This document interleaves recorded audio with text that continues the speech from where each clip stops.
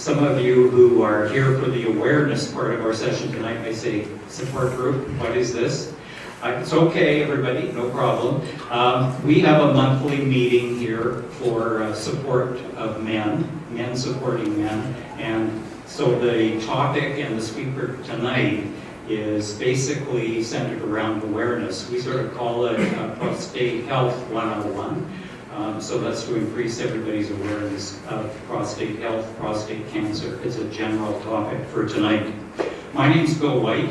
I'm a member of the management team that plans and supports these particular meetings.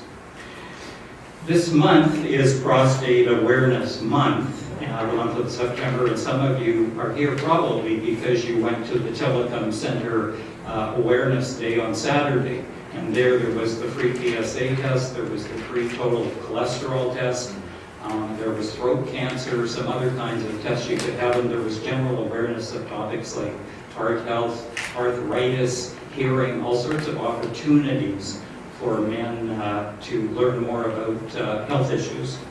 So we're offering, as part of our mandate, which just isn't about prostate cancer, it's about awareness about prostate health. So in terms of that mandate, we've made an effort this year and this month to give some awareness sessions for information. And this is what the hour tonight is on this awareness general topic. We have another one of these sessions next Tuesday at St. Anne's Academy in the auditorium. And the following Wednesday, it's in your bulletin, you probably picked up when you got here, out at the Berwick Seniors Residence out at Royal Oak. There's a session there, and our nurse, Sean Wildman, and a certified exercise physiologist, Tricia Rennie, they will be the speakers at that session, so that's late in the month at Berwick. Yes? Will it be the same topics as tonight, or They will, no. The one next Tuesday will be a general one, but by a different speaker. Yeah. And at the end of the month, it's the nurse at the Prostate Center, and it's the exercise physiologist that are talking. Okay, thank you very much. So I think that information's in your bulletin.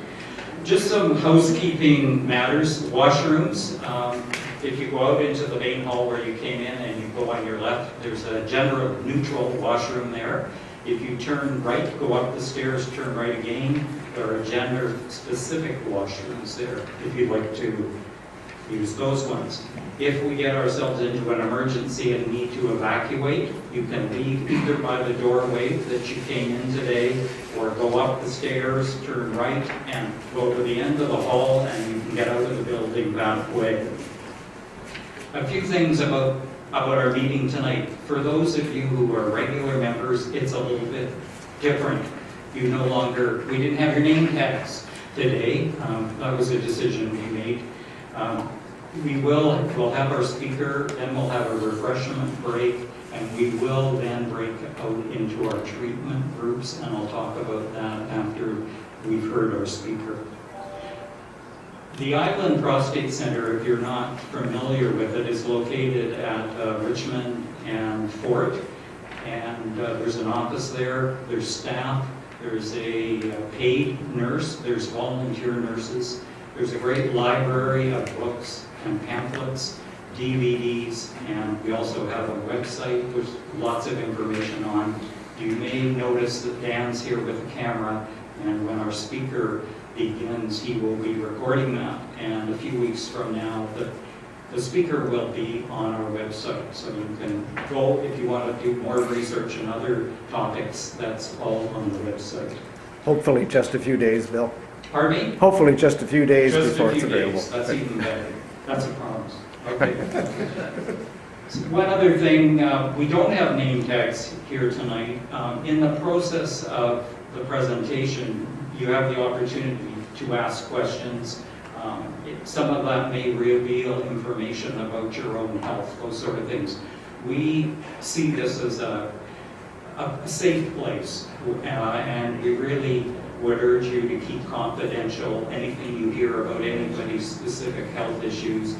If you happen to hear their name or anything about their health, please please keep that to yourself so that we can feel free to say what we need to say and ask the questions that we'd like to have answered. So we appreciate that.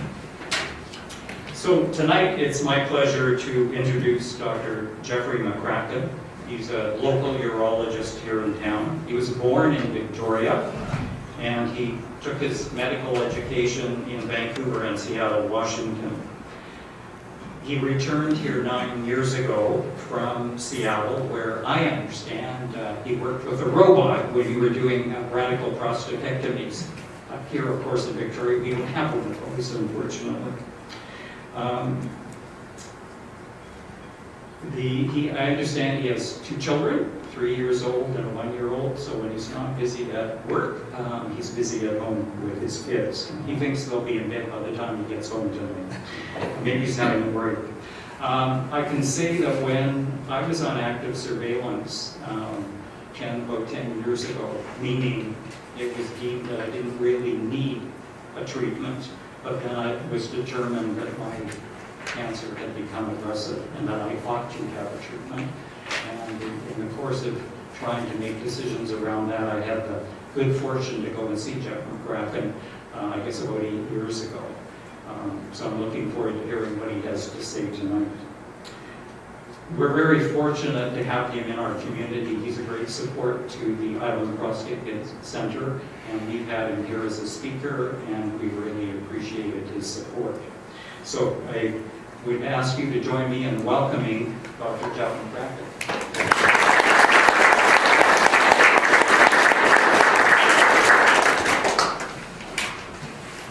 All right. Well, I would have been better dressed, but I did come straight from the operating room. I didn't go home and get changed, so I apologize. I thought I'd try to cover as much as I could today. This talk definitely has the potential to swamp you with information, but there is quite a lot of new things happening with prostate cancer, and I thought if I just sort of touched on a little bit here, you guys could give me the feedback, yes, let's talk more about this, or let's move on to this next subject, and that kind of thing. And the best way I thought to do that would be to use an actual case example. So the subjects I'd like to cover with you guys today are basically what I call McCracken stages. And everyone tries to grip to understand, you know, their degree of prostate cancer and how curable is it. And staging systems can be somewhat complex and difficult to understand the significance of the different stages. And I have 3 stages in my head all the time about how far has this disease gone and how far do we have to go to treat it. So I'm going to try to paint a picture for you that will help you understand the way I think about that. The other thing I'm going to touch on here is prostate MRI. So I'm sure lots of you guys have heard about prostate MRI, but this is a field that has just exploded like in the last 2 or 3 years. And we'll talk about how it has different utilities. There's utilities in screening for prostate cancer. There's also utilities for staging prostate cancer. And then also, as we've already mentioned, active surveillance has been kind of revolutionized by MRI to some degree, but at the same time, it's such a new technology that we struggle to understand what we see sometimes. There's some new therapies out there, and I thought I'd just run through what those therapies include. Just to mention a few, there's focal therapies out there. These are therapies where we target tumors as opposed to the whole prostate. Abiraterone, enzalutamide, and radium-223 are also drugs that we'll touch on briefly at the end, because these are some drugs some of you guys might eventually hear about. So to illustrate these issues, I've created a fictional person here. I'm calling him Mr. WCS, or Mr. Worst Case Scenario. Hopefully, not too much of this is familiar to you guys, but it will definitely illustrate some points, like I said. So let's start out with our first visit with Mr. WCS in his family doctor's office, where he shows up there and saying, you know, I'm getting up 4 times at night to pee, and although it doesn't bug me too much, I spend a lot of time in the bathroom trying to get empty, and it's getting bothersome, and I'm drowsy during the day. And the family doctor says, hey, you know, your PSA is 5, your prostate feels a little bit enlarged, let's try a treatment. And the treatment he recommends is Abiraterone, or dutasteride. And this is a drug that shrinks the prostate. Okay, so it's like, I think of it as being like a time machine for your prostate. As you get older, your prostate tends to enlarge through a hormonal cascade that's not really related to prostate cancer. It's not mutually exclusive to prostate cancer, so you can still have prostate enlargement and prostate cancer. But in this circumstance, the diagnosis made by this doctor said, it seems like your prostate's enlarged. Let's see if we shrink it, if we can get you a little bit better sleep. So 6 months later, he comes back to the office. He's been taking his medication religiously. Thankfully, dutasteride is now generic, so it's not overly expensive. And he gets another PSA test done, and that's often what we do on dutasteride, just because that drug should lower your PSA, usually by about 50%. And his PSA is now sitting at 7.5%. His urinary symptoms might be a bit better, but thankfully the family doctor notes that there's something wrong with that. The PSA has gone up when it should have gone down, and sends him to the urologist, which is great. The urologist sees him and says, yeah, that seems kind of funny. He does a prostate exam, and just like in my office, often I do prostate exams for people with reportedly normal prostates, and I can feel something there. I think it's just the difference when you're doing this maybe 70 times a day, like you'd be doing in my office, you start to feel things. And you also have a clue here going into it that there's something wrong, and 6 months have gone by as well. So that's a red flag. When the PSA is not going down on dutasteride, and I don't know if you guys have been on that medication here before, but I'm sure some of you have. It's important we check the PSA because it's actually pretty sensitive. I call it reverse screening. When we give you this medication and expect an outcome and we don't get it, that tells us that there's something wrong. So, the urologist basically says, there's something wrong here, let's do a biopsy. Which is probably what I'd say, especially if I can feel something there and there's any sort of PSA conundrum, I'll say, probably prostate biopsy is next. So the biopsy comes back negative, which can happen. Even with your best suspicion and your best biopsies, sometimes we still get a negative answer there. But I'd say there's something wrong with that. You can feel something there, the PSA's gone up, it should have gone down. We need to follow up on this and follow up on it pretty closely. So the urologist, this is exactly what I would do, is say, come back in 3 months, let's do another PSA, and let's also read an MRI of your prostate, because sometimes prostate cancer lesions can sit on the front side of the prostate. And when we do our transrectal biopsies, we tend to err on the side of the posterior prostate, which is the side that's closer to the rectum. And on this MRI image, this doesn't really turn out very well here. It's a little bit light in here. Can we turn the lights on maybe? So this MRI image, it's difficult to read these things at the best of times, but if you don't have good contrast, you won't see anything. So this MRI image shows that here's the rectum down here, and here's the prostate. I'll say it's kind of shaped like a chestnut. The typical location that you get prostate cancers are in the back part, and that's why transrectal ultrasound is usually really good at identifying them. But in some people, as in this guy, there's something sitting on the front side of the prostate. And with MRI, if you have a more significant lesion, and we can tell how significant lesions are now with MRI based on their imaging characteristics, they usually look like a smudge, like someone just took a piece of chalk and just smudged it across the otherwise pretty image. This is sitting right up against the pubic bone, which you can see right here. So that's the pubic bone there, and this lesion is really close to it. So we say, hey, there's an anterior lesion, which is what MRI has revolutionized for us, because these guys often went undetected for a really long time. PSA is going up, another biopsy negative, PSA goes up, another biopsy negative. Well, now we know exactly where it is, but this is not an easy place to get to during a biopsy. So this is another technology that we actually have access to here in Victoria. We've started a program, and what we're doing is called fusion biopsies. So it's not nuclear fusion, but what we're doing is we're fusing ultrasound images, which are what that probe that we use to do prostate biopsies, which shows rough structures, but it won't show details like this smudge here. So here's the ultrasound image on the left, and you can see how vague it is. You can kind of make out the prostate. This may not be the greatest ultrasound image. It can be better than this, but it certainly isn't as good as this, right? And here's a different prostate MRI, but it's showing this smudge in the back corner there. So we can take this image and use a computer to show us that image instead of this image in real time.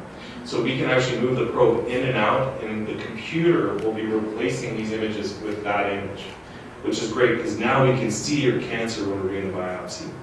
And we can actually use computers. Here's a computer image on the right, and this is maybe beyond the scope of the technology we have here. But this is the sort of what's next with it, is that there's your prostate, the brown part, there's the tumor, the green part, and we can actually map out exactly where the needle biopsies have crossed.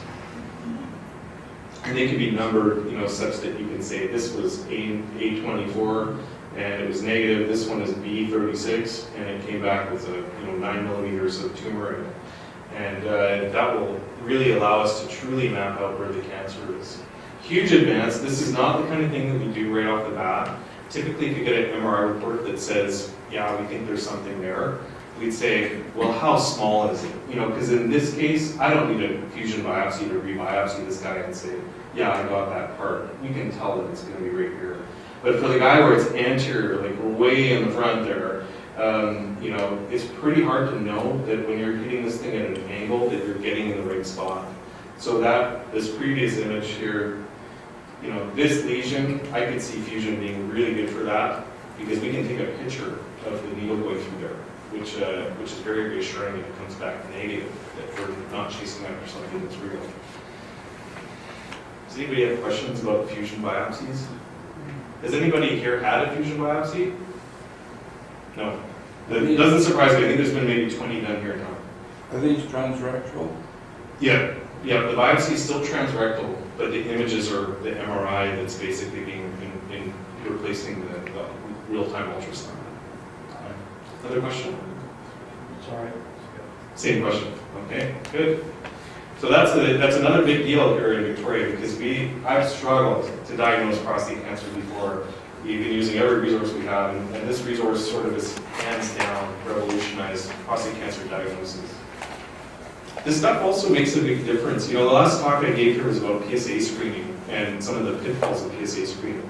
One of the pitfalls is that these guys out there with these lesions have PSAs that are going up, and we still don't really get any use out of the information because you can't diagnose it until it's advanced.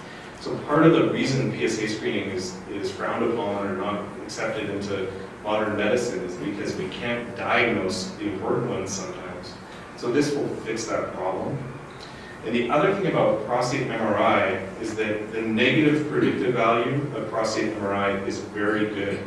It's like over 90%. So if you are just wondering if you have prostate cancer, you go get an MRI and there's nothing there, the likelihood that you have a clinically significant prostate cancer is very low. So if you're looking for a screening test, negative predictive value is a very important factor, and MRI seems to be showing very good results in that realm. Now, you might ask, well, how can I get a prostate MRI? As it stands currently in Victoria, we have what's called a 1.5 Tesla MRI machine. And Tesla is like basically a measurement of magnetism. And so the bigger the magnet with MRI machines, which use magnetic resonance imaging, there's no x-rays or radiation from it, but it is a confined space that you go into. Your body will be in this thing for like 45 minutes to an hour, which can be pretty claustrophobia inducing if you have those tendencies. But the biggest magnet that's out there commercially right now is 3 Tesla. And for us, it's just like your television screens at home that get better and better definition. This is giving us better and better pictures of the prostate. So currently at West Coast Medical Imaging, which is a private MRI clinic that's out of Uptown, you can pretty much walk in there and get an MRI of your prostate done. It's about $1,000.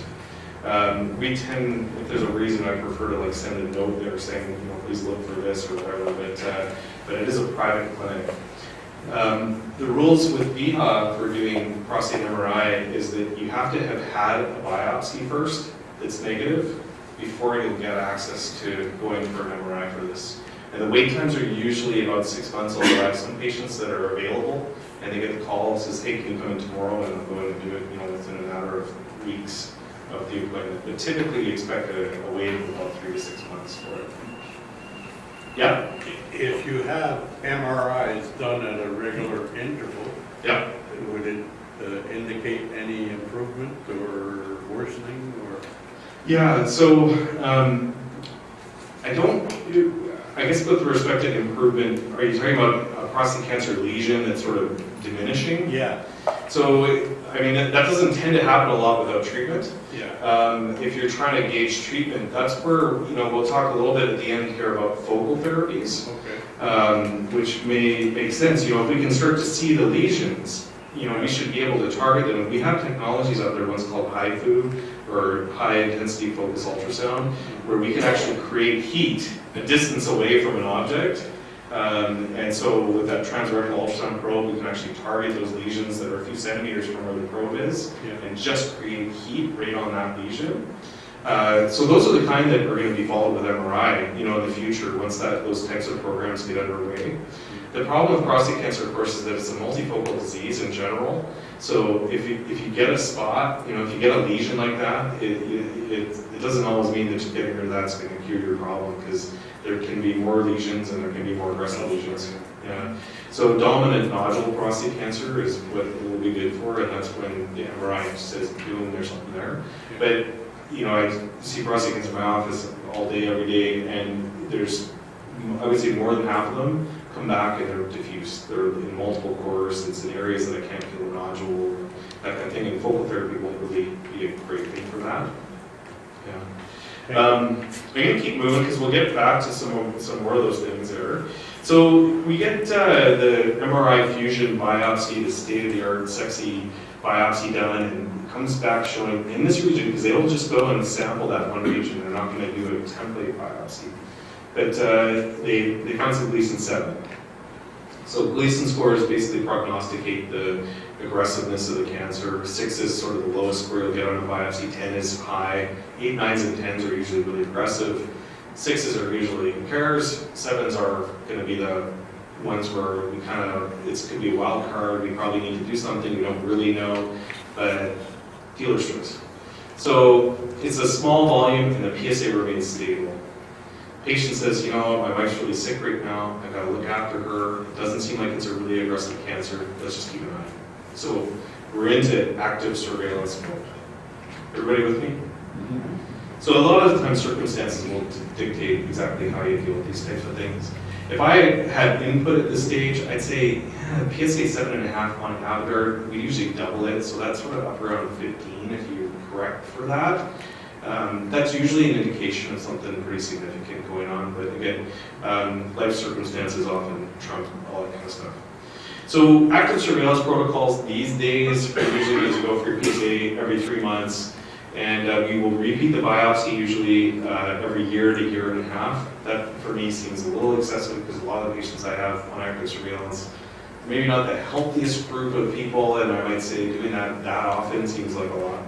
And now we don't really know where MRI fits into this, but for just about everybody coming through my clinic with a diagnosis of prostate cancer that we're observing, we usually will get at least one MRI just to make sure that we didn't miss a bigger, more significant lesion right off the bat. And then you also have established a baseline. So the PSA goes up, or say you're 3 or 4 years later, you say, well, how is that cancer doing? We can always compare back to something. So I think that I don't want to have you guys all leaving here thinking we should all go get MRIs. But it does serve a very good purpose, and I think more and more it's going to be a gold standard management option for us. So it comes back 3 months later on quote-unquote active surveillance, and the PSA has risen again, 10.5. So this is not good. The Avgar should be maintaining a stable level of the cancer, and now we've basically seen a significant rise. This is an artificial case, but 3 months is maybe a little bit short for that. You might expect a bit more time going on. But the patient says, I don't want to wait 3 to 6 months to get another MRI, I just want to go get it done. So it goes to West Coast Medical Imaging at the Uptown Mall, like I said about earlier, and it pays about $1,000, and 10 days later, he's got his new MRI, and bam, we can say, okay, things have changed. So that anterior lesion, and this is a different axis, this is basically the front-on approach to the prostate. You can see here's the bladder, prostate's down here, urethra goes down this way. And this really doesn't show up well on the screen here because it's still a little bit light, but there's a dark smudge that's right there, and this is going right into the seminal vesicle. And we basically have seen now some stage progression of the cancer. And based on his PSA results, I believe that this could be that guy's MRI. So that's when we'll move on to McCracken stages of prostate cancer. There's lots of staging systems out there. I find them all kind of historical because when patients go to my office, they want to know, is their treatment going to work? And how do you use staging information to tell them that? So we have CTs and bone scans, right? Everybody gets those tests sort of pretty early on, and if people are getting PSA testing done, typically their cancer is going to be on the earlier side. So CTs and bone scans will really only show lesions that are pretty much visible to the naked eye. They have to be about that big to really spot them. Microscopic change is not well seen. So when people come into my office with a new diagnosis and they've got their negative CT and their bone scan, they say, oh, I'm cured, or I can be cured, I just need treatment. And the problem is that there's a big gap that exists between, prostate cancer, locally advanced prostate cancer, which means that, it's starting to do this kind of thing out the side of the prostate into the structures around it. And then there's sort of metastatic prostate cancer, where the lymph nodes are involved. And these are going to be the real stages that I'm concerned about as a surgeon. I don't want to go in to do surgeries if I'm not going to get a cure. That's usually the thing that's in the back of my mind. And MRIs actually filled part of this gap because we can now sort of see where the tumor is, and it's also more sensitive at picking up enlarged lymph nodes. So with respect to my stages of prostate cancer, we have your locally confined prostate cancer, and then the locally confined prostate cancer that is actually palpable. That's what they call stage 2. You can actually feel a lump there. And then you have your locally advanced prostate cancer, and this group is going to get divided up into people that can get this entirely removed surgically, and people that can get this removed almost entirely surgically, and there's going to be something left over. And then you have your group of people that have basically so much tumor in the prostate and in the lymph nodes that going in there and cleaning things out is probably not going to solve the problem. Once cancer gets in the lymph nodes, it tends to be in more than one location. So if we can go in there and clean out all the nodes and we find out, yeah, 2 out of 10 nodes has something there, I expect that person's going to have problems down the road just because once it's there, we expect it to be elsewhere. We just can't detect it yet. It falls into what I call the gap. So when you think about radiation therapy, this is where radiation therapy becomes more relevant. The questions I get asked when I see people in this circumstance, will treatment of just my prostate cure my disease? And that's going to be either radical prostatectomy or RRP, radical retroperitoneal prostatectomy, that's the abbreviation, or brachytherapy. And brachytherapy is essentially delivering radiation directly into the prostate so that it's going to be centered in the prostate and or just around the prostate. So surgery and brachytherapy, I think of it as similar mindset. They're really just going after the prostate. And brachytherapy can radiate slightly outside of the prostate. In surgery, we can take wider margins and get wider around areas that we need. Sometimes MRIs can give us a bit of a roadmap as to where we really need to go wide, which can also be helpful. And then the last thing is say, well, if I have local treatment like my prostate removed and my PSA is still going up, what's going on? I'll say, well, this is basically McCracken stage 3, where we have lots of tumor around the prostate, and we've tried to get as much of it out, but there's still something there. So that's called local recurrence. Possibility number 2 is that, okay, well, the cat got out of the bag somewhere, and there's been something moving to the lymph nodes or to the bone, and that's what we call a distant recurrence. And then you can have a combination of both. And that's where things get really complicated because you can treat one or the other and have good success, but down the road it'll come back and you won't figure out exactly where it's from until you're fairly far into it. So the both category is the one that really messes with your mind because if you have a local recurrence in your pelvis, you have your prostate out, but there's still something in there, you can have radiation and they can cover that whole field. I actually have a picture of a radiation field here. So, and this is not easy to see, but radiation fields have 2 different groups. You got your sort of whole pelvic field, where they say, okay, well, here's your bladder, and that's where your prostate used to be. Everything that exists is going to be sort of in this general area, and they can go in there and radiate this area and sort of, I call it painting with a 4-inch paintbrush to clean everything up that might still be in there. You could also have, say you have a positive margin, which means there might be tumor left right from the prostate adjacent to where the tumor was. This is a very narrow field of radiation here, where they're going to target just that area where the prostate sat exactly. So those are two different strategies for sort of dealing with local recurrence. But just going back to my other slide here, if you have both, you can get that treatment done to your pelvis. You're going to get that extra disease under control.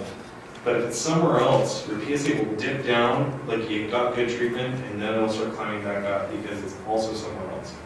So this is what we're going to explore now with Mr. WCS. So just to go back and reiterate one more time, we have your early stage prostate cancer where surgery is certainly going to cure things. Here's your more advanced cancer where the cancer is starting to creep outside of the capsule there, also creeping into the seminal vesicle, and we really would have to go in there and make sure we had good margins. Now, when you take your prostate out, they dip it in ink, and a pathologist looks at the prostate sectioned under the microscope, and if any cancer is touching ink, they're going to say this is a positive margin. What they are saying by saying that is that they don't know what's on the other side of the ink. All they know is that this is what you took out and gave them.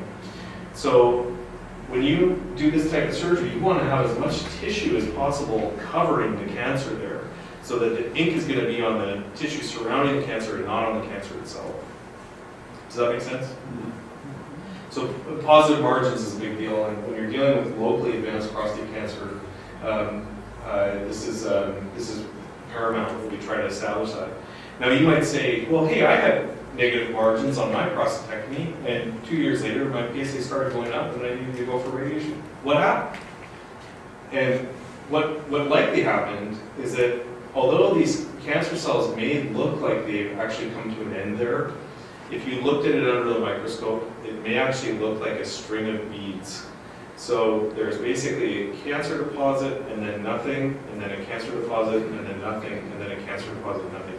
So positive margins, just like everything else, there's a gap there too, where they can say, yeah, your margins were clear, but oh, look at this, you're having a recurrence in there. So obviously there was something that was extending beyond what was there that they couldn't actually identify under the microscope. And typically when they do review a prostate under the microscope, they're cutting it about every 5 millimeters.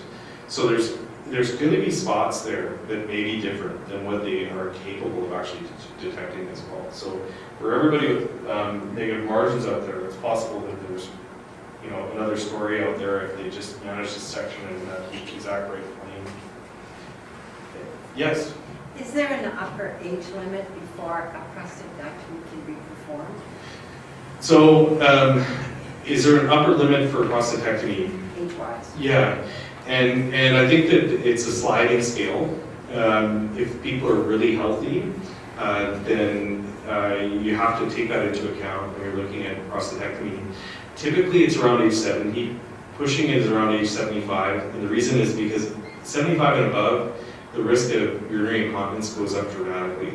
And prostatectomy has been shown to only really change survival 10 years out.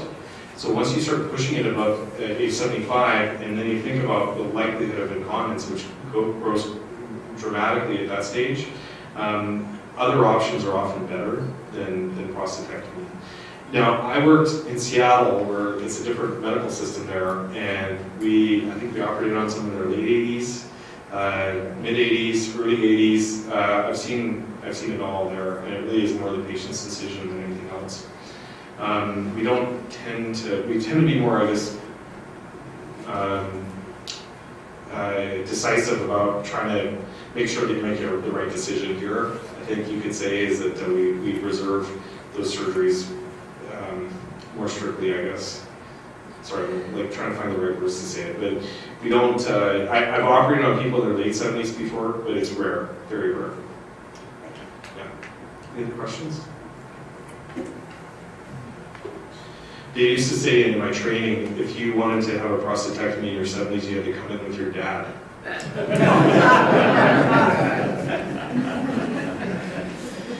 All right, so we talked a little bit about the staging test. So going back to Mr. WCS, he's had progression of his disease We didn't do a rebiopsy. We just are basically working off the MRI, which shows that things look like they've changed and gotten worse. His PSA's gone up over 10. He's now stuck to decide, does he want to have radiation therapy or does he want to just go for it and have a prostatectomy? And he basically decides he wants to have a prostatectomy. His pathology shows what we call T3B disease, which basically means that the disease was into the seminal vesicles. Often when we see that, it's also outside of the capsule, so that's called extracapsular extension, also known as T3A disease. And there's a positive margin. Okay, so that's important. Positive margins for organ-confined disease can happen. So if your tumor is right up against the capsule, when we take your prostate out, they'll say, oh, you know, it's right up against the margin there. But if it's disease that's actually inside the prostate, the likelihood of having a recurrence is actually much lower than if you have a margin of disease that's actually outside of the prostate. So positive, extraprostatic positive margins, sorry, I'm using a lot of big words here, but that basically says the tumor's penetrated through the prostate and there's also a margin there. So that's almost certainly going to be a problem down the road. These are some of the patients that will just say, you know what, we know you're going to need radiation eventually, you might as well just go get it now. So he has a normal recovery, but the pathology certainly is not favorable. And just like a lot of my patients, we say, well, we think you're going to have a problem, but let's prove it before we do anything. Not a lot of evidence out there dividing immediate radiation therapy to wait till there's a problem and then deal with it. Some people say that the PSA should be between 0.2 and 0.5 after surgery. It should be 0, right? So if it's gone up to 0.2 or 0.5 after surgery, then that's often the time that you want to intervene if you're ready for it. Some people are still recovering, like they've got leakage or other issues that will predicate the fact that they can't really go for radiation. They still got healing to do. But Mr. WCS, he actually manages to pull off some pretty good low PSAs. So our new PSA system, the lowest level of normal is 0.008, less than. These numbers could be actually 0, but the assay is not sensitive enough to detect lower than that level. So that's the nomenclature there. They just say, well, we don't know that it's absolutely 0, but we can't detect it at this level, which is really close to 0. So 12 months after surgery, things are getting interesting here. So it comes back, and now the PSA is actually detectable. So we're at 0.05. Still pretty low numbers. Only a few years ago, when I started practicing here, this was like the lowest limit of normal that we detected. So we probably wouldn't even know that there was an issue here if it was 10 years ago. You know, we say, oh, he's doing good, you know, he's got no major issues. Yeah, the PSA's gone up a little bit, but he's getting older. So let's wait 6 months. Comes back, same discussion. The PSA's gone up to 0.1. Say, well, you probably need treatment, but let's watch a little bit more. So 2 years out now, he's at 0.2. And the diagnosis here is PSA recurrence because you have to have more than one number. So 2 consecutive numbers, both going up, is going to tell us, yeah, you got a recurrence. It's also showing a doubling time here, and I made it really simple so I didn't mess up the math, but it looks like doubling time 6 months. Correct me if I'm wrong. So doubling time at 6 months is pretty significant. You know, if it was a year or 2 years, and this guy's approaching 70 now, you might say, well, you know, if you do the math, you can probably get another 10 years in here before the PSA is going to be really high, like, you know, over 10. So you could maybe just sit on your fingers. So, PSA recurrence, we're calling it. And here's a couple of examples of MRI in the context of PSA recurrence. I've never seen this yet. We haven't had the technology for that long, but I haven't had any patients that have had actual visible disease on their MRIs post-op. But here you can see the arrows are pointing to little smudges there. These are both in the bladder neck that look like there's disease there. We have the local, distant, or both question to fight with in this scenario, right? Okay, the PSA is coming back. Is it local? Is it distant? Do we know? And this guy has risk for both. T3B, seminal vesicle invasion, there's a high risk of lymph node involvement that went undiagnosed. He had a positive extraprostatic margin. That's a very high risk for local involvement. So he could either be in any of those categories easily. But here we're actually seeing a lesion, which is great. And here's the latest and greatest thing that we are going to be looking at, hopefully in the next few years, but this is basically a PSA PET scan, where they can actually identify a red area there that's metabolically active tumor. PET scan for prostate cancer doesn't really help us. You know, if you ever had a friend that went to Vancouver for a PET scan, that stuff for prostate cancer doesn't tend to work well, but they're really trying to fine tune it right now and use different methods to get something that's helpful. And that will be very helpful to know exactly where the tumor is, because there's a huge group of prostate cancer patients out there that are in this PSA recurrence milieu, and we can't define a metastasis, which puts you in this category called M0. And without a known metastasis, trials and drugs and stuff, you do struggle to get access to some of this stuff because it's just too big. It's too big a group, too heterogeneous. There's local recurrence, there's distant recurrence. No trials really want to include those patients that obviously have a need, but the only thing that we know on paper is their PSA is going up. So the more we can do to nail down exactly where the problem is, I think the better off everyone will be. So, you know, we got the doubling time, it's still low numbers. You had a good interval of 0 there, which often suggests that there isn't distance spread, because distance spread often is detectable in the PSA even right after treatment. So we say, well, you know, salvage external beam radiation therapy is probably a good option for Mr. WCS. We could observe it. You know, you could look at hormone therapy, especially if he wasn't well. You could say, well, just put it off, and we can, you know, deal with it later with hormone therapy if we have to. And of course, HIFU, which is the ultrasound treatment. Once we can really nail down where these local recurrences are happening, HIFU may be the treatment of choice, where we can actually go and pick these little lesions off with the ultrasound heat. So Mr. WCS says, you know what? I don't think I want to go for radiation. I've been through a lot lately, and enough's enough. So let's just keep watching the PSA.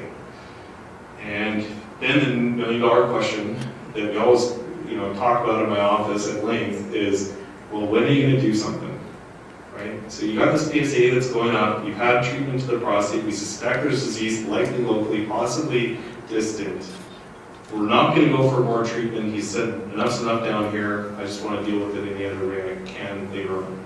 So that's when we're going to just watch the PSA. And we probably would have him on a schedule every 3 months, just in case things really went nuts. If we do that for a year or two and things are sort of very predictable, we might do it every 6 months, or sometimes even every year. And we just say, you know, we probably need a bone scan every 3 years or so if the numbers are sort of creeping up, just to make sure that there's not something there, because bone scans are important when you're dealing with metastatic prostate cancer. If your bones are involved, we don't like to watch it. We don't like cancer getting into the bones and dismantling things and causing problems. So that's really the dividing line for patients when it comes to observation. If you have a metastasis, especially in your axial skeleton, which is everything that helps you stand up, that's where we're going to get pretty hung up about spending a lot of time on observation. So the recommendations typically go somewhere between starting at a PSA of 10 all the way up to 40. Does that sound familiar to any? Like, do you guys have questions about this area? Is everybody still following me? Yeah. Yeah. But 40 sounds very high. Yeah. Maybe this thing. Yeah. Well, I think that you can almost guarantee that there's going to be bone involvement at 40, you know. And that's also one of the reasons that it's not that bad, because you assume that there's probably bone involvement. Bone is like one of the most common places that the cancer can go. But like I said, the bone scans are really only designed to be picking up big lesions. And so sometimes you need that PSA to get up to 40 to actually spot it. I've had patients up at 40 with negative bone scans too. You know, M0 can't describe where it is. But there's another test that I'll just mention, and it's called sodium fluoride bone scan, currently available through trial in Vancouver. That looks like it's much more sensitive than our traditional bone scans. And it may play a role in prostate cancer. You guys may be hearing about this at some point in time. But it does tend to diagnose bone involvement much earlier. And it is important to know this stuff, because we don't really want to mess with the bones. You can live your life with high PSA, but if your bones are getting slowly eaten away at, this is a problem. So we got to know about that. Yes? Family doctor set you up for the bone scan, or does he refer it to you? Anyone can order a bone scan. Any doctor can order a bone scan. Yeah. And I mean, I think it's good to know, because it sometimes does fly under the radar. You can go on for a long time without a bone scan, And the other thing is if you're on hormone therapy, bone density scans should probably also be done like, every couple of years on treatment, just to make sure that you're not getting osteoporosis. And everybody that's on hormone therapy as well probably should be taking calcium as well. Just a reminder, sometimes that stuff also gets lost in the shuffle. So, I thought I'd just finish up this, maybe, oh, go ahead, sorry. Well, since you started your presentation, you mentioned different things about what to do, and you brought up the radiation last. Yeah. Is that because that's the last ditch effort that we have possibly doing something? Like when I went to see him, I was told you can't be operated on, so we're going to go radiation. Right. And I don't know, is that because of what? So the question that I'm hearing here is that some people are diagnosed and surgery is kind of off the table from the start. Yeah. Right? And you're told radiation therapy is the treatment of choice here. So we have what are called Parton tables. And Parton tables are a little antiquated in my mind when we have MRI technology that can sometimes take somebody like you, or we're using pieces of data like your Gleason score, the prostate exam, your PSA, and things like bone scans, CT scans. We're using that and we're putting that into like basically a computer or a table that says, okay, well, your risk of having extracapsular extension or T3B disease is very high, and we don't have a lot of confidence that we can cure that surgically. And that's when radiation therapy is often recommended right off the bat. And it's usually in concert with androgen deprivation therapy. So androgen deprivation therapy is basically taking the testosterone away from the cancer. The testosterone is the fuel that feeds the cancer. So all of a sudden the cancer cells go hungry and they'll tend to regress a little bit. So they may involute, they may pull into the prostate a little bit. And that's the theory behind why radiation is more effective when you have hormone therapy first, because the cancer's already been kind of kicked in the ass, and then the radiation is going to come in there and finish the job. So those two things are usually like peas in a pod. Now, for surgery, I think that with MRI technology in particular, we're probably going to be able to restage some people that are getting put through that nomogram and said, no, you're definitely going to need radiation here, and say, okay, well, maybe not. Maybe there's not that much disease in this certain area or whatnot. We still have to say that surgery is maybe effective 40, 50%. I have a patient that I saw the other day that I thought had really aggressive disease. I said, surgery is going to be 30% cure rate here. Let's do it. It's like, well, there's a lot of, you can have a lot of trouble from surgery. And if you end up needing radiation at the end of the day, some people think, well, let's just start with that, because you're pretty sure you're going to end with that. So why not do it right from the beginning? And for advanced disease, it's arguable. As a surgeon, I defend surgery in the high-risk environment, but most common literature would say that you're better off to have radiation therapy if you have more aggressive or advanced disease, because it's just going to cover a bigger palette. Like I said, it's a 4-inch paintbrush in there. When we're in there doing surgery, we're kind of dividing blood vessels off of things, and it just may not be enough to get all out. Okay, thank you. I know what you're saying, though, and I struggle even when I'm counseling patients in my office. They come in and say, well, how come I can't have surgery? And I say, well, it's just probably not going to help. I don't like doing surgery, and then there's less than half a chance I'm going to help. I guess the other question you can flip side argument is, what if you did have prostate cancer surgery? Like, say you had your prostate removed and didn't get it all, right? You had a lymph node that was involved, or there's a margin there. Is there any benefit in survival from having gone through that, taking out the disease burden, debulks the tumor, you could say? There's some papers that have shown that there may be a long-term survival rate, but it's really not clear at this point. We can't say that that's gospel yet. But I still have patients that sometimes come to me and say, no, I believe it, I want to do it, and we'll go for it.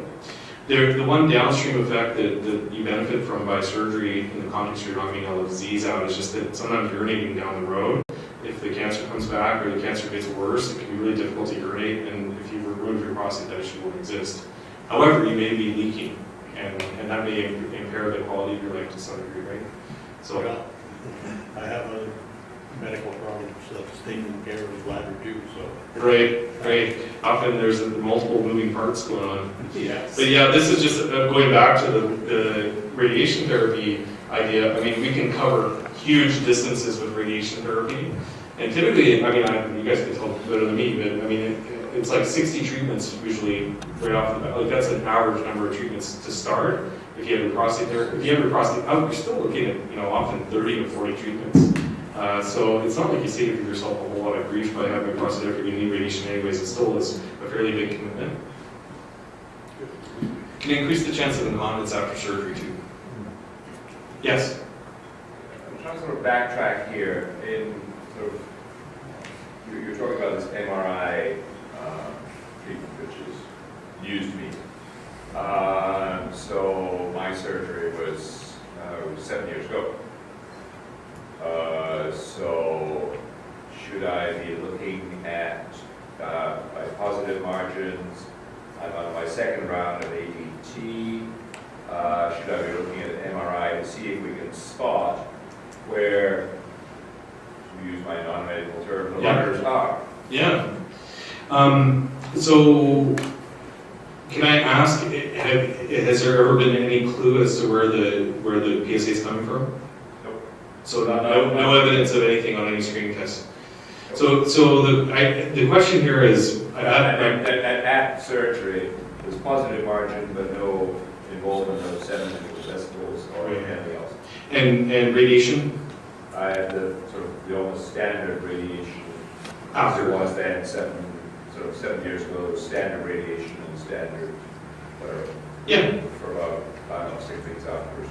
Right. Okay. So I'm just going to summarize things there so everyone can hear. So the story here is 7 years ago, prostate cancer, radical prostatectomies, positive margins. Not sure if it's intraprostatic or extraprostatic, but it's probably not overly meaningful if there's been, you know, that significance of a recurrence.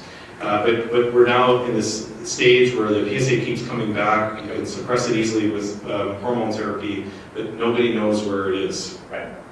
And this is the classic M0 scenario where we don't know where it is. And when you're cycling on ADT, your PSA is going to go up and then it goes down. And if you are going to go for more testing like bone scans or CAT scans, typically you're going to do a lot better if you do that at the end of the cycle when you're off and your PSA goes up to 10 or 15 or 20 or however high you let it get, and do the bone scan right then the day before you go in and get your injection done. Because that's the most likely time that they can spot something. Now, is it relevant based on what you're telling me,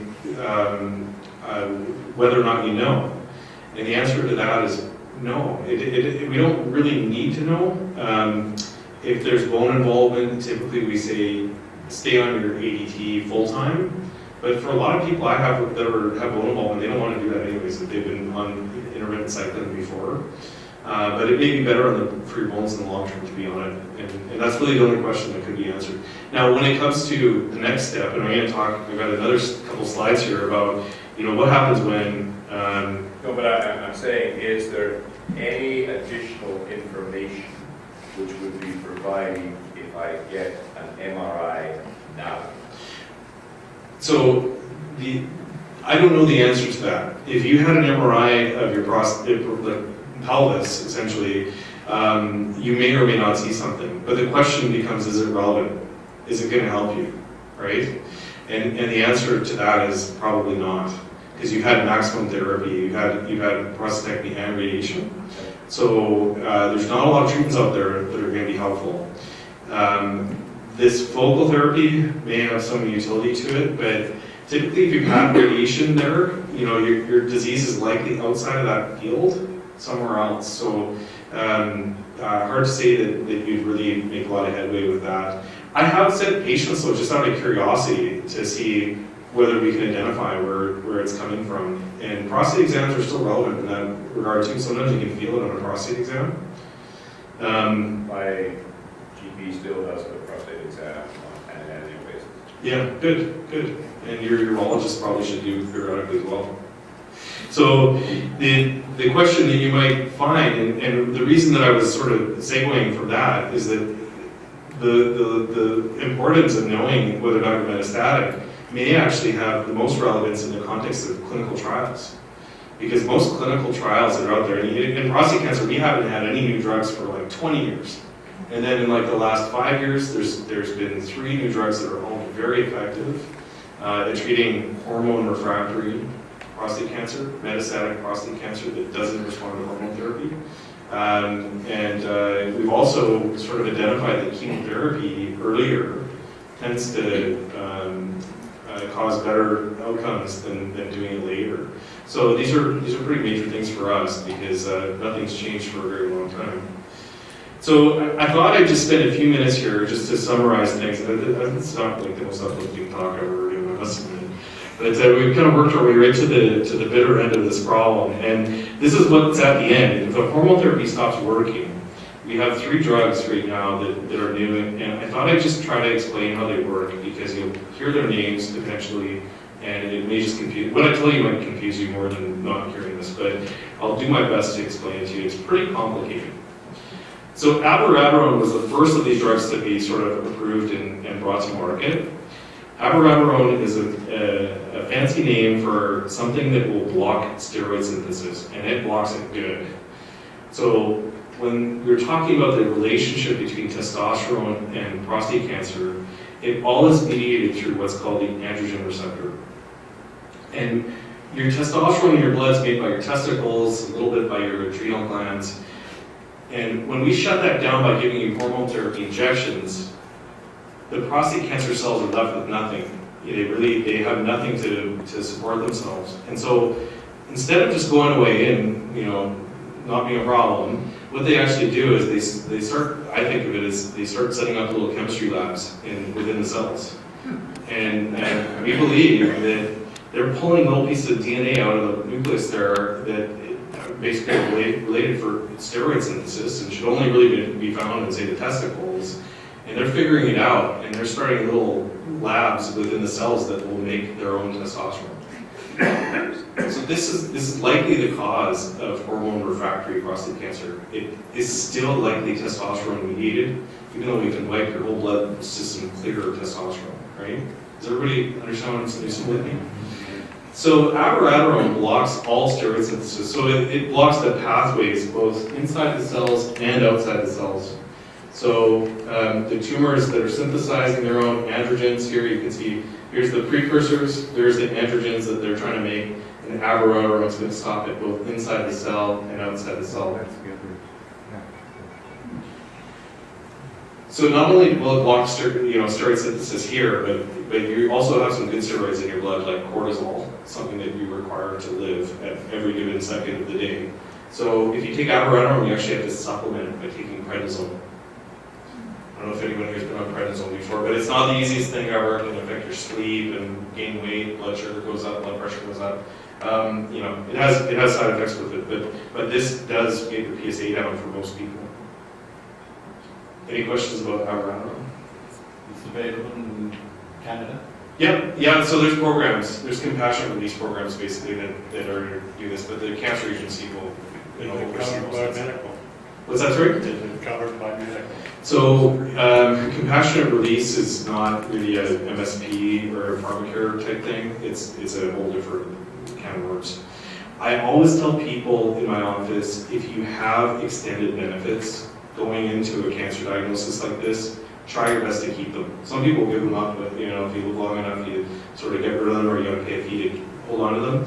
This type of stuff is, you do gain better access to it if you have private insurance. So keep that in mind if anyone's in treatment and they're contemplating getting rid of any incident benefits you have access to.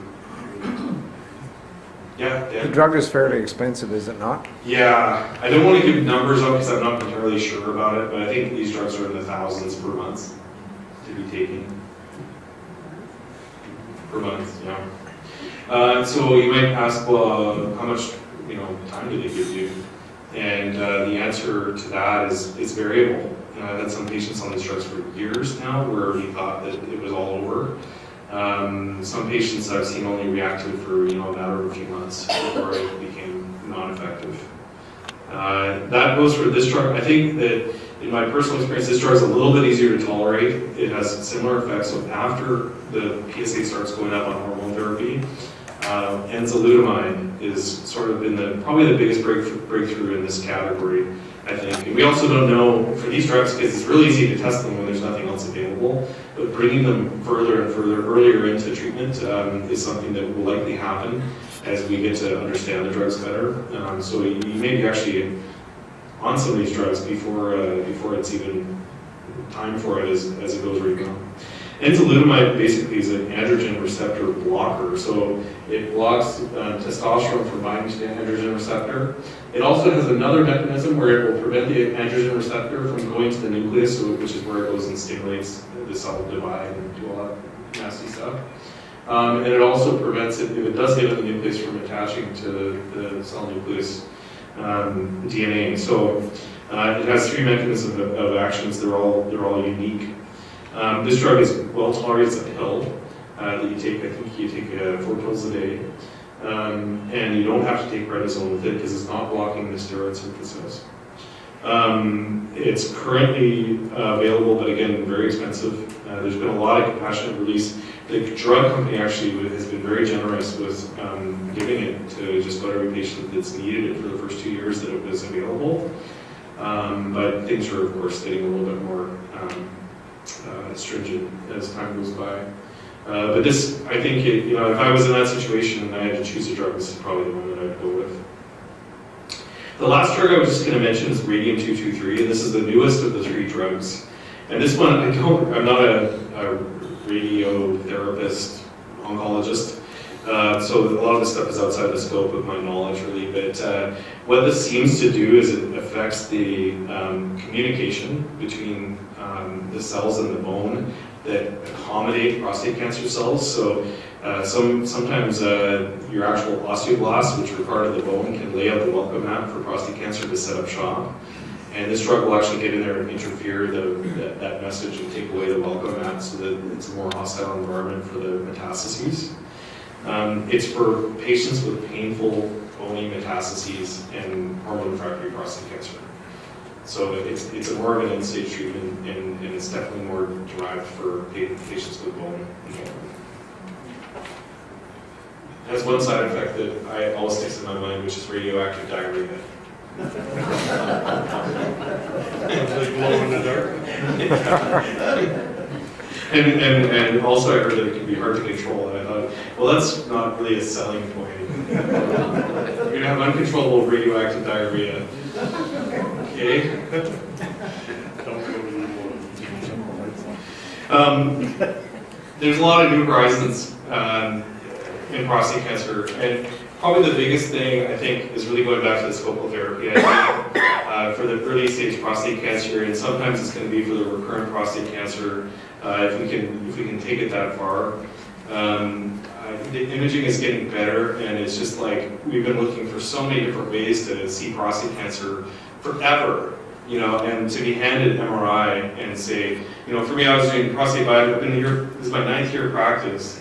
I've been doing prostate biopsies and guessing so much that to actually have somebody hand you a picture of where the disease is incredible to me. Like, it really has changed the game when it comes to figuring this stuff out. So, MRI is a big deal. Probably focal therapy sometime in the next 5 or 10 years. I know Vancouver is looking to get somebody there that wants to do it. The only program that's currently available in Canada is in Toronto.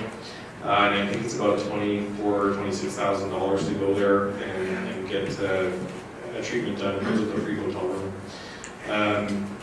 There are potential catastrophes that can happen with those treatments, including fistulas that can go between the prostate, the bladder, and the rectum. They can be surgical nightmares. So, is it ready for prime time? It's close. I don't know if it's there just yet. I haven't really sent anybody for that treatment as of yet. But it'll involve a lot of follow-up as well. When you have your prostate removed and your PSA is getting tested, once every 6 months or a year, that's pretty easy to tolerate. If you have focal therapy, the prostate will probably be in the MRI machine every 3 months, and PSA is up the game, so it'll have strings attached for sure. Yes? Anything new on the immune therapy front? For prostate cancer? You know, you may even know more than I do about that. They've been doing studies here, and it's mainly, again, geared towards the more advanced cases, where they're actually sort of mulching up these tumor cells and creating antibodies to them directly. I've heard lots of promising stories about it, but at the same time, I don't know of a single actual clinical trial that's taking place where people are getting this treatment done. I know they're close to doing that. I don't know if they actually are doing that. Yes? Your thoughts on the PCA3 test? Right. So that's a great question, because it's something we talk about a lot in my office. And so PCA3 is a urine test for prostate cancer screening. It basically is a genetic test where they're looking at prostate cancer mRNA, which is a precursor to proteins.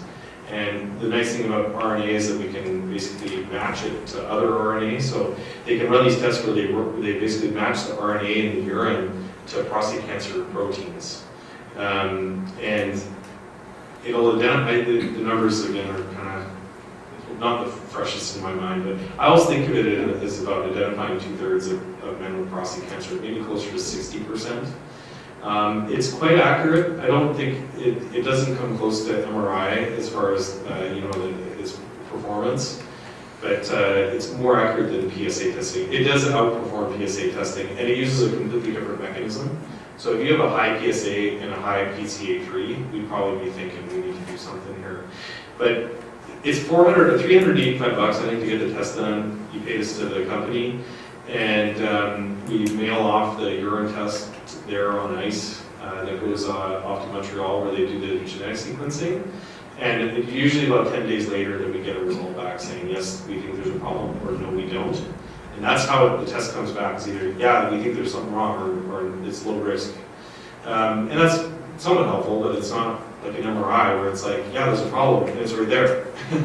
So I pretty much stopped doing it because MRIs for $1,000 at Uptown will not only give you information about the current state, but it also provides this reference for the future. And because prostate cancer is an aging-related disease, having a baseline is never a bad thing, right? So, I would say that I'm ordering in my office now. I probably see between 30 and 60 people a day in my office, and I'm probably ordering, 5 or 10 MRIs a day now. It's come to that. Yes? After going through radiation treatment, should a person get colonoscopy? Yeah, I do believe there's guidelines for that. You guys should have a radiation oncologist here to answer that question. But yeah, no, I think that I don't know exactly the dates, but I think it's every 4 years maybe. And certainly if you have any rectal bleeding, we should get one done. Radiation therapy is thought to increase the chance of rectal cancer slightly. I think it's 1.7 times the generic risk, which is still very unlikely, but it's up slightly from others. Now the thing is, most people, if you have had radiation and you're bleeding, it's probably from the radiation and not from cancer, so it's not something we have to be overly concerned about. Sounds like I've worn you guys out. It's a privilege. All right, well, I'm going to be hanging around, so if you guys have questions, just come by and take me aside, and we'll go through anything else you want to cover. All right, thank you very much.